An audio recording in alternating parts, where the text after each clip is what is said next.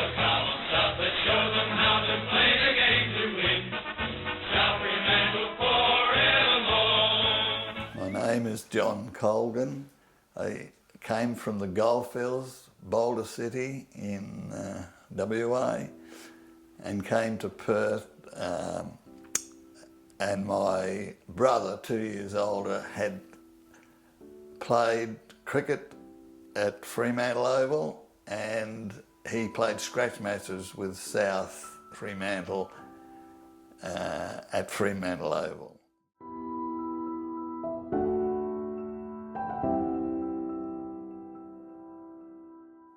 The Goldfields people and the South Fremantle people were similar people. A lot of the commonness work-wise, you know, they came to Perth and they worked on the wharf and things like that. Occupation was the big element.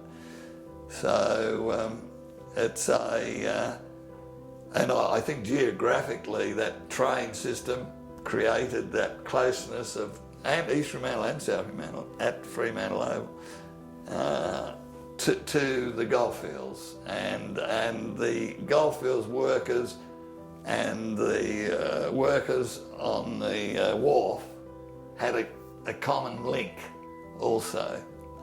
So South Fremantle, I found all very fine people, fine family people, and they were very conscious of, especially the country players' responsibilities to away from home. And so I think it was a family conscious attitude to life and work and sport was the winning feature of South Fremantle.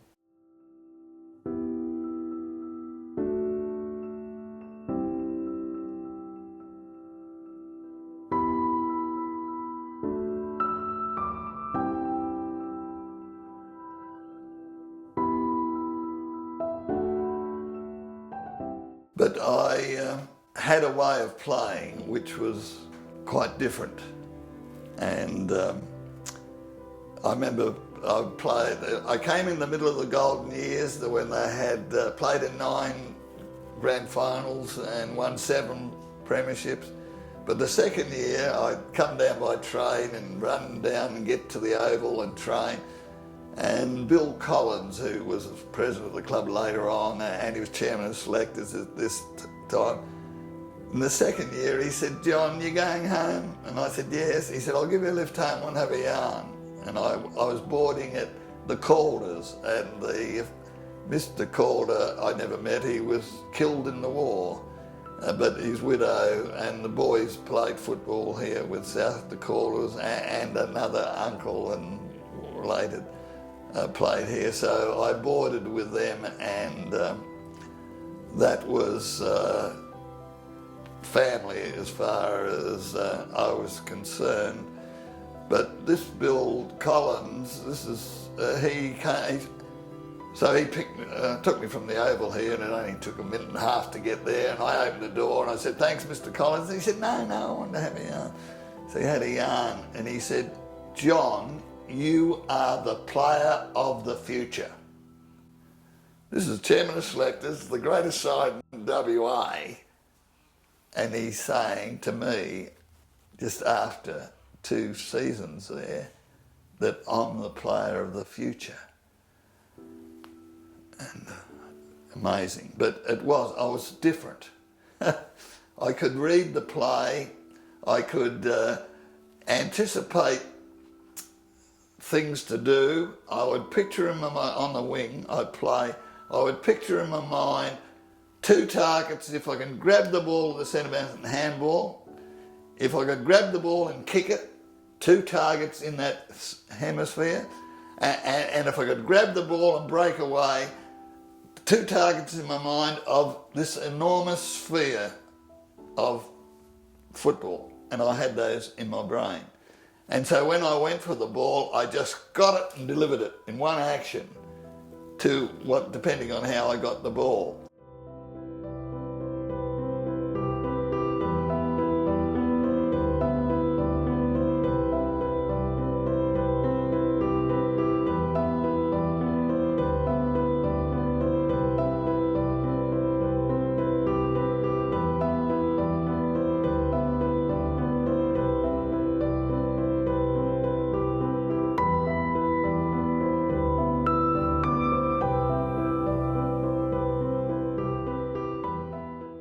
I wrote a book on it and I gave it to every estate for the kids of Australia, young kids, 8-year-old, would enjoy and learn to play our game and not be hammered just by adult approach to playing the game.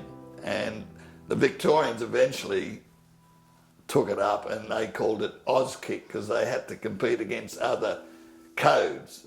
But within WA and South Australia were marvellous. They were for this, and the National Football Council were marvellous to take up this new way of playing for 8-year-olds.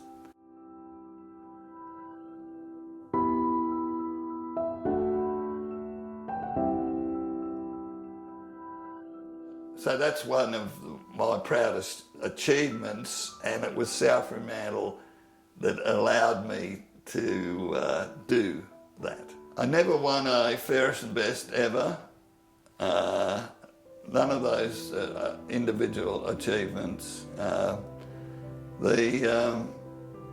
Sandover medal, Steve Marsh won one year and he got 30 votes, 2 votes in the Sandover medal. Well, I was the next South guy on the voting and I got 8. But I never ever got fairest and best anywhere in the football scene. So, but it wasn't a worry to me because I had sheer enjoyment in playing the game, and South Fremantle enabled me to express myself in the game of football I loved. In '51, I played in the grand final. One year, only game I missed of the year was the grand final, but I don't know which one it was. But I played all the other games, but they only count the one that the grand final day. But that's by the way. But in 1951, South Fremantle won the premiership in the golden years, and this brings things into life. The next Saturday, Collingwood were over here, and we played Collingwood at Subiaco. We beat them. Next year, Collingwood won the premiership in Victoria.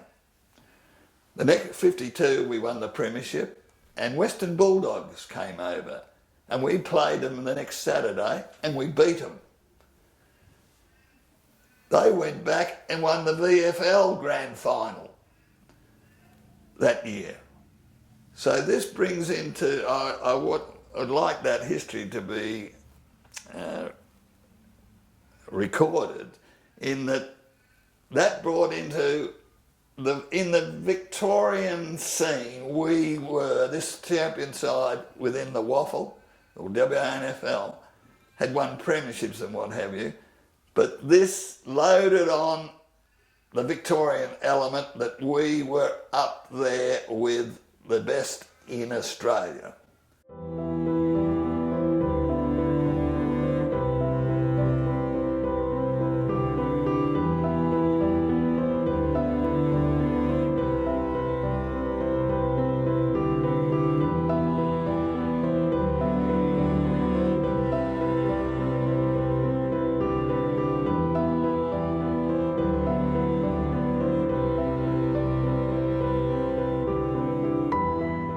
The Waffle clubs are the actual backbone of Australian rules football, and for the youth.